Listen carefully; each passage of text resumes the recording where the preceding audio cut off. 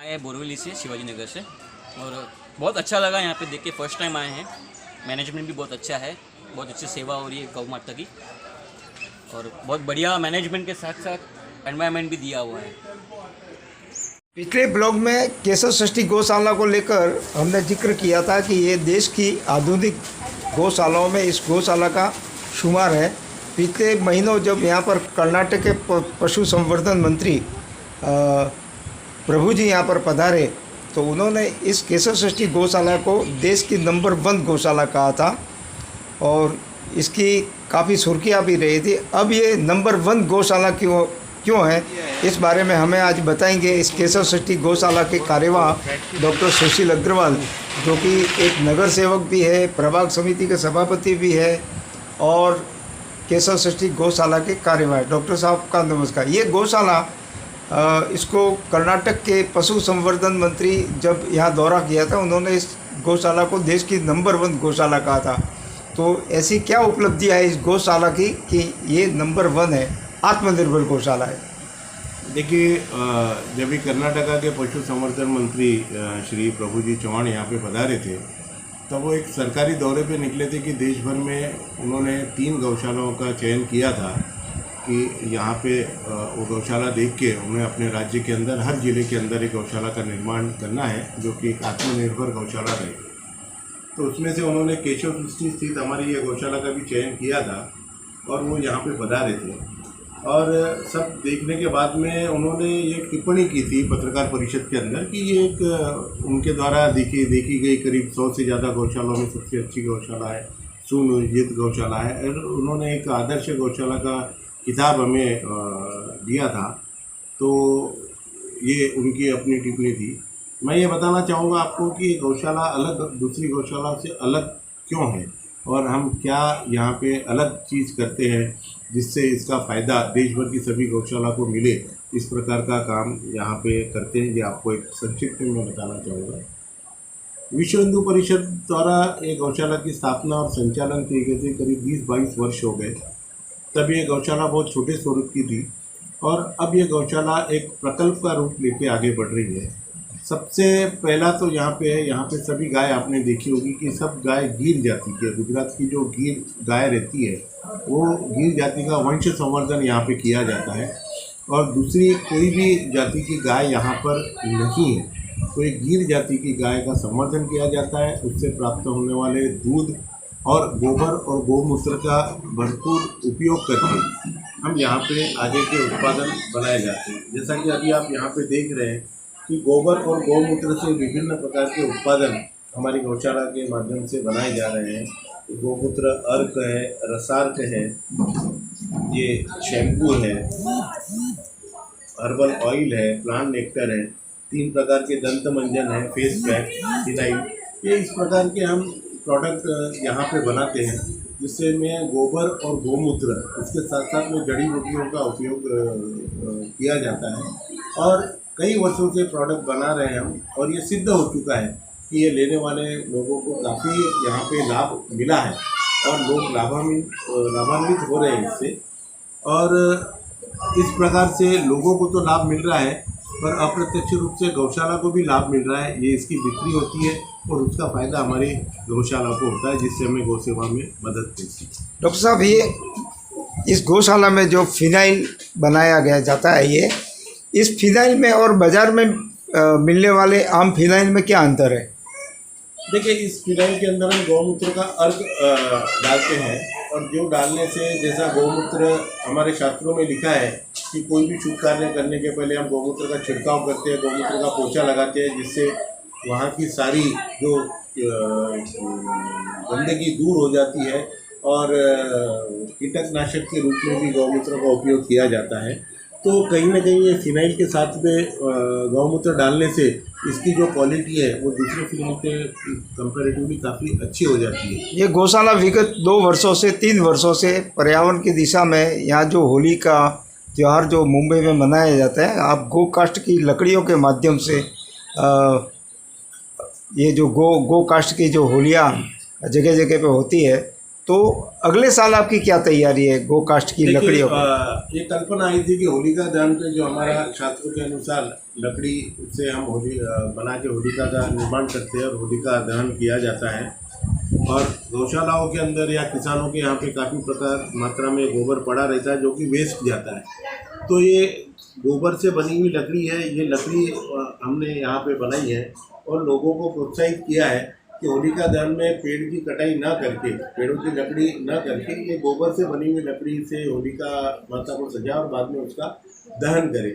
तो पिछले 3 वर्षों से ये प्रयास हमारा चल रहा है और इस वर्ष हमने करीब 87 जगह पे पूरे मुंबई में ये गौकास्ट के माध्यम से होलिका दहन का कार्यक्रम किया है, जो कि काफ़ी सफल रहा और पेड़ों की कटाई इससे रुक गई है और अप्रत्यक्ष रूप से पर्यावरण को लाभ मिला है।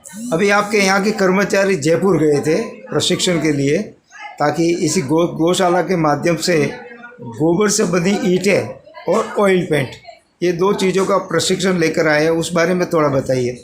देखिए, गोबर का उपयोग अभी जो पहले हम इसको बोलते थे कि ये गंदगी है, इसका कोई उपयोग नहीं है, पर देसी गाय के गोबर के अंदर बहुत सारे गुण छुपे हुए हैं और वो एक एक गुण उजागर होते जा रहे हैं, जिसके अंदर एक ये है कि गोबर से पेंट कैसा बनाया जाए। हमारे केंद्रीय मंत्री माननीय नितिन गडकरी जी का ये सपना था और उन्होंने ये प्राकृतिक जो पेंट है खादी ग्रामोद्योग के माध्यम से ये तैयार करके इसका प्रशिक्षण भी जयपुर में शुरू करवाया है, जहाँ पर कोई भी व्यक्ति जाके इसका प्रशिक्षण ले सकता है। कुमारप्पा कागज संस्थान, ये संस्थान है जयपुर के अंदर, जहाँ पर हमारे यहाँ के 2 कर्मचारी, हमारे मैनेजर माधव और गुरुनाथ, ये दोनों जाके वहाँ पे 5 दिन का यहाँ पे प्रशिक्षण लेकर आए हैं। वहाँ पे गाय के गोबर से डिस्टेम्पर पेंट और ऑयल पेंट कैसे बनाया जाता है, इसका पूर्ण प्रशिक्षण वहाँ पे उनको दिया गया है और वो प्रशिक्षण लेकर यहाँ पे आए हैं और बहुत जल्दी अपनी गौशाला के अंदर भी गोबर से पेंट बनाने की प्रक्रिया शुरू की जाएगी और उसको बाद में मार्केट में उतारा जाएगा। तो इस बार दीपावली भी गोबर के दियों से मनाने की आपकी योजना है? बिल्कुल बिल्कुल बिल्कुल। अभी ये गोबर के दिए हमने यहाँ पे बनाए हैं, आप देखते हैं दीपावली में दिए लगते हैं और ये दिए के माध्यम से गोबर के और थोड़ी सी मिट्टी मिलाकर हमने ये बहुत ही सुंदर यहाँ पे ये दिए बनाए हैं। और दीपावली के अंदर सबसे हमारा आग्रह रहेगा कि ये दिए उपयोग में करें, उपयोग में लाएं। गोबर है, आपको सब पता है, हम हवन करते हैं, गोबर जलता है, वातावरण की शुद्धि होती है और इसके अंदर ये दिए जलाने से एक तो जो गोबर का सदुपयोग भी हो रहा है और साथ में गौ सेवा भी होगी, गौशाला को। ये तो हुई पर्यावरण की बात। आपने ईंटें भी बनाई है। हाँ। क्या ये अब गाय के गोबर के ईंटों से भी मकान बनेंगे? आपने यहाँ ईंटों का भी निर्माण किया है। ये गाय के गोबर से बनी हुई ईंट है, वजन में बहुत हल्की है और ये नक्की निश्चित तौर पे हम इससे, जैसा पुराने ज़माने में मिट्टी से घर बनाए जाते थे और वो घर सुरक्षित भी रहते थे, तो अब ये गोबर से हमने ईंट बनाई है। इसके अंदर कुछ और मसाला मिक्स करके ये ईंट बनाई गई है। अब इमारतें तो खड़ी नहीं होगी, पर इससे कुटिया जरूर हम बना सकते हैं।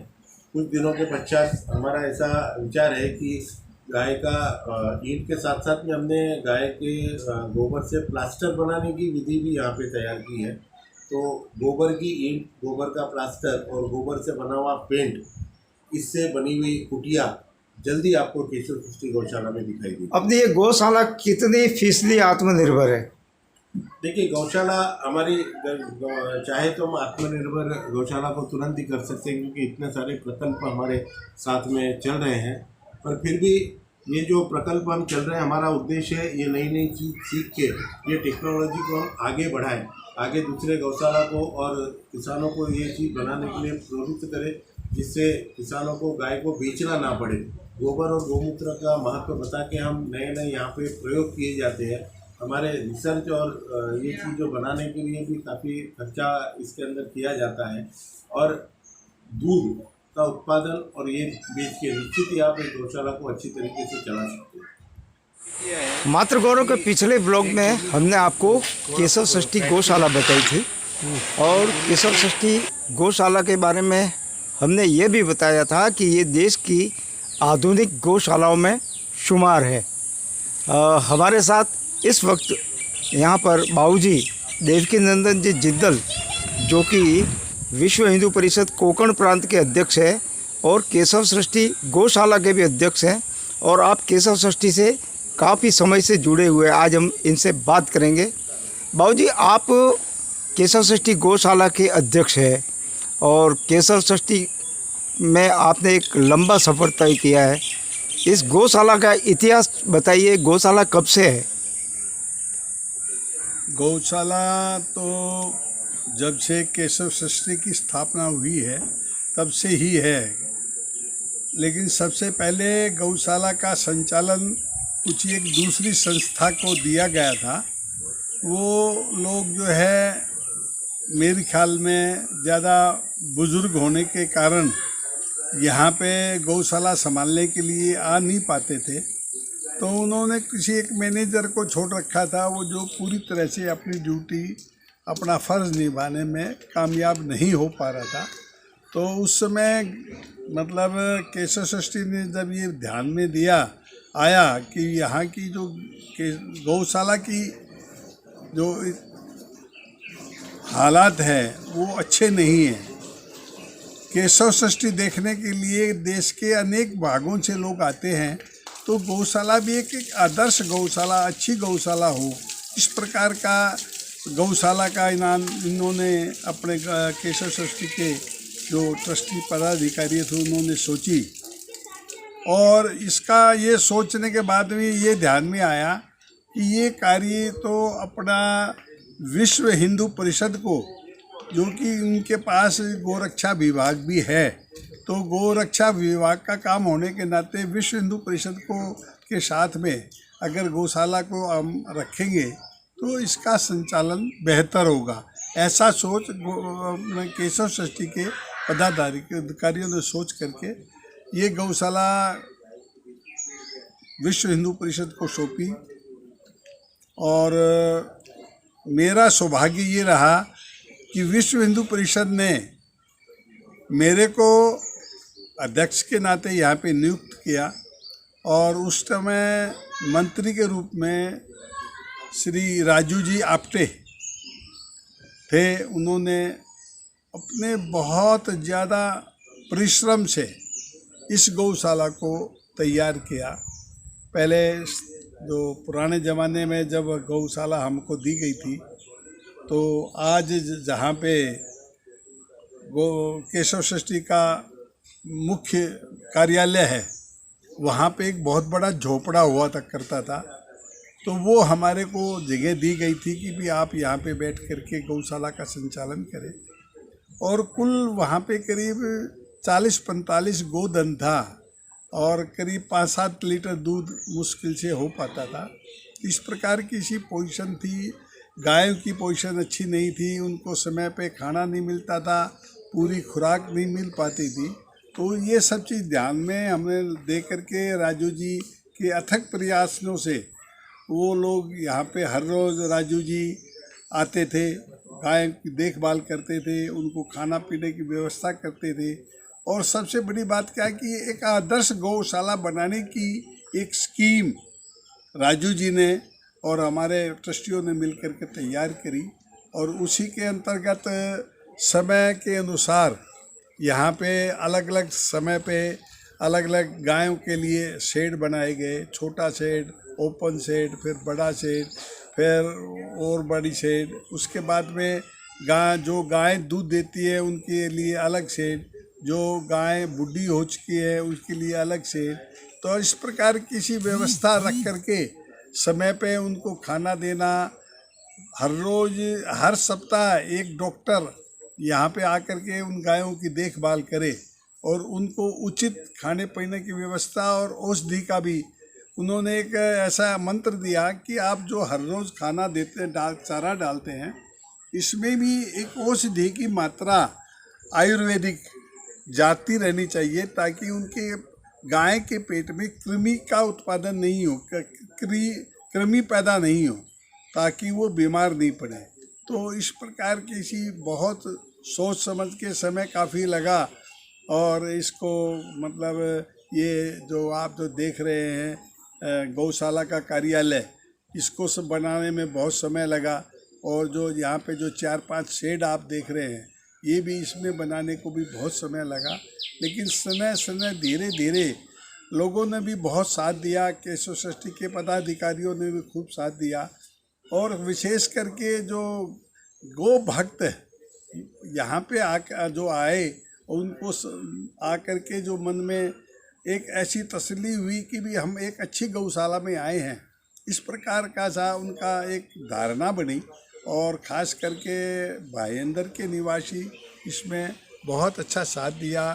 हर रविवार को हर फंक्शन पे जो अमावस्या हो, पुण्यम की तिथि हो, एकादशी हो, दिवाली हो, होली हो, कोई भी प्रकार के त्यौहार में यहाँ पे भाईंदर निवासी खास करके यहाँ पे आकर के गौ भक्तों ने आकर के खूब सेवा की और गौशाला में निर्माण में भी हमारे को बहुत साथ दिया है।